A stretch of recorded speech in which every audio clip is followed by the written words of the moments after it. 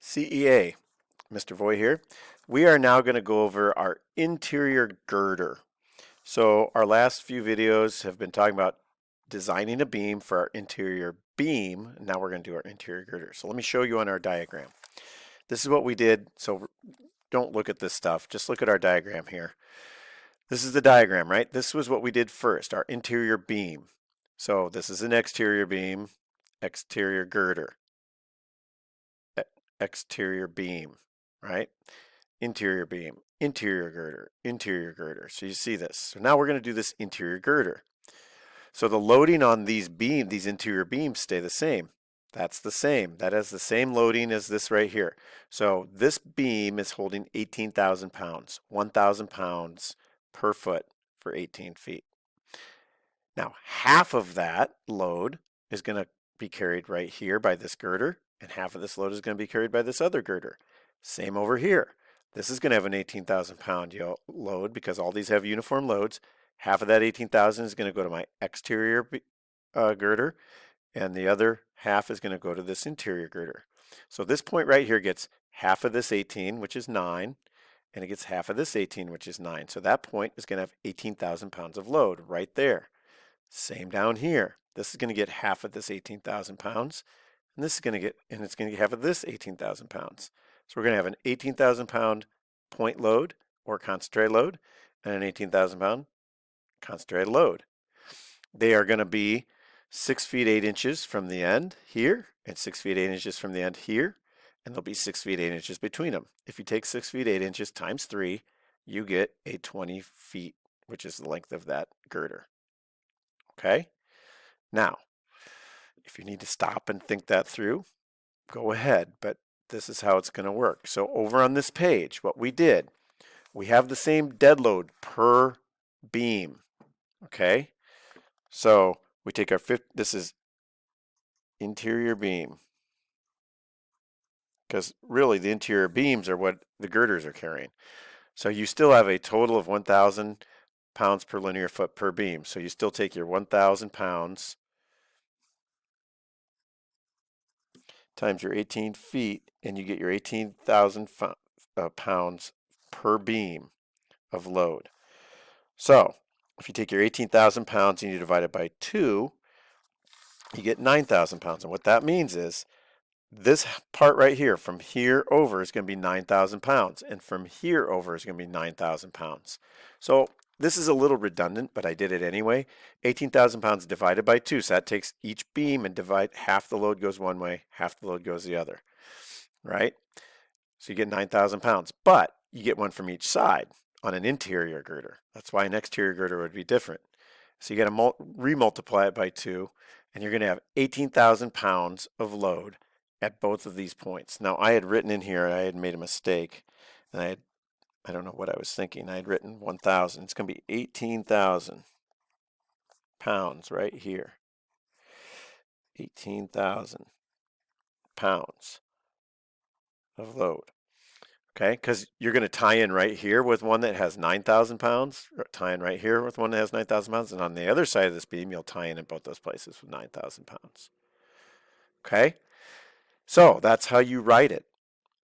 Down here, we just have our beam diagram that we do. We don't have a uniform load, so you just have those 2 point loads, and we go RXA, XA equals 0, and this is R, gosh darn it, RYA, and this is RYB. This is 6 feet 8 inches. 6 feet 8 inches.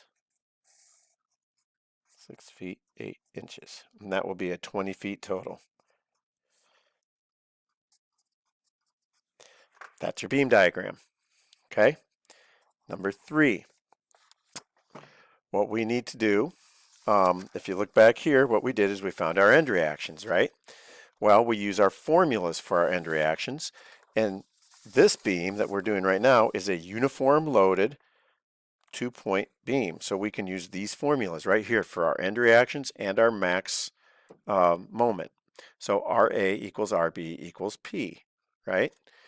So that's all we got to do for this, end reactions. Last time we used our uniform load formulas. So we say RA equals RB equals P. Now this makes sense. This is going to be carried here, and this is going to be carried here, right? So RA equals 18,000 pounds, and RB, equals 18,000 pounds. If they weren't distributed equally, it would be different, but they are. That is the same distance as that, and the same distance in the middle. Okay, so down to 4. Max moment. Again, very easy formula for this. P times A. Here's A right here, this distance to our first point load. That's 6 feet 8 inches. Okay, so our let's look at this again. P times A, M max. So that is our 18,000 times our 6.67 feet. We're going to get foot-pounds. So I'm going to go ahead and do that on my calculator. 18 times 6.67, and we get 120,060 foot-pounds. That is our maximum moment for this beam. So that is the number we are going to use to try to find a beam that will hold that. Now remember, we need to use a design. We need to use a design safety factor. That's the word I was looking for here. In order to figure out what this is going to hold. So, hold on, I'm flipping, obviously I'm flipping through a few pages here. Okay, so 5. If we do this, I was trying to find, I still haven't found it. Gosh darn it, it's going to be right here. Okay, so this is what I'm looking for. I gave you these formulas. So we're right here. We need to find what we can allow for a bending moment on our thing. In order to do that, we have to take what our design bending moment is going to be and multiply it by our safety factor. In this case is 1.67. So Mn has to be greater than or equal to Ma times that. So Mn has to be greater than or equal to our 120,060 foot-pounds times 1.67. So our Mn has to be greater than or equal to times 1.67, 200,500 foot-pounds. Now, it says 200,500.2. We can round that to 200,500 foot-pounds. Okay? So, this is our design moment. Because this is what we decided we had to hold based on what we're going to load this beam with. We just over design it in order to make sure it's going to work. So we're going to look for a beam that is at least this size. So in order to look for a beam, we then have to find the plastic section modulus for a beam this big. And we did that last time using this. Okay, so this is 6, plastic section modulus. So we now know our Mn, and we know Fy. They gave that to us. Remember last time that was 50,000? Okay, and that's PSI, I believe. Okay, 50,000 PSI times Z to the X. So this is our plastic section modulus right here. So we know our Mn too, right? So I should have written this like this. Is our Fy times our Z to the X. Mn is our 200,500 equals 50,000 times Z to the X. So if I just divide each side, right, I'll have Zx over here and 200, 500 divided by 50, and you get 4.01. That is our plastic section modulus. Okay. And then we're going to go, I'm going to turn in just a second. Oh, you know what? I always forget to do this. Let me rewrite this. I knew that wasn't right. I was checking something. So we have to change, we have to take 200, we have to change, you have to multiply this times 12 because you got to convert the units. This is all about, like last time, converting units divided by 50,000. All right.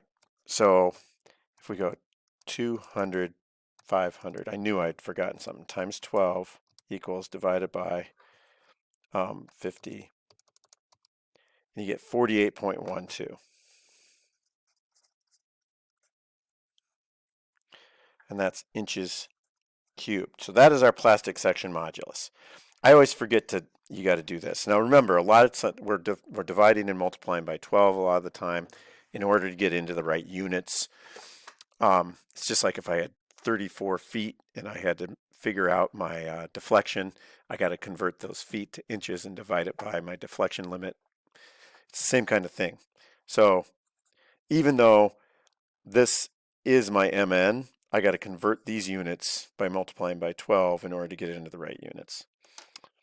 Okay, so this is what I'm looking for on, I'm gonna switch from my camera here, on my table, right? So this is still from the last exercise. I'm gonna come over here to my ZX. Now remember, if you're on your dimensions, you got to switch over to your properties tab here. And I showed you how to get to this, so I'm not going to cover that again. And we got to come and find 48.12, or as close as we can get to 48.12 without going under 48.12. I don't see anything quite, there's 44.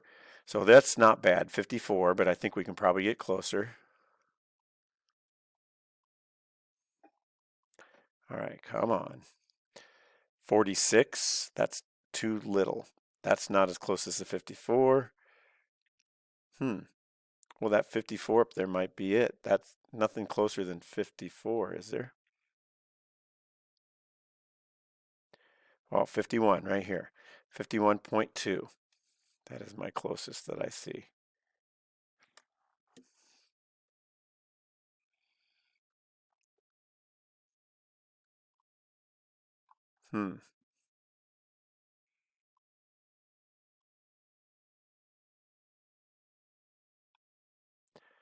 We're going to go ahead and stay up here, wherever I saw that 54. 16 by 31, right here. That's one we're going to choose. Okay, so our beam, we're going to say try 16 by 31. Our Z equals 54.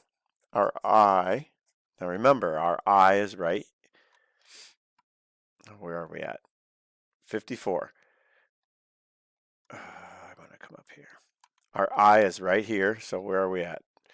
51, 1631. Oh, so our I is 12.4. Okay, and then we want to come over and we want to look at our dimensions of our 16 by 24. Gosh darn it. That ticks me off. 16 by 31, I'm sorry. Here's our 16 by 31, and we need our D, our TW, and our D. And we use the decimals here. So we're going to be 15.88 is our D.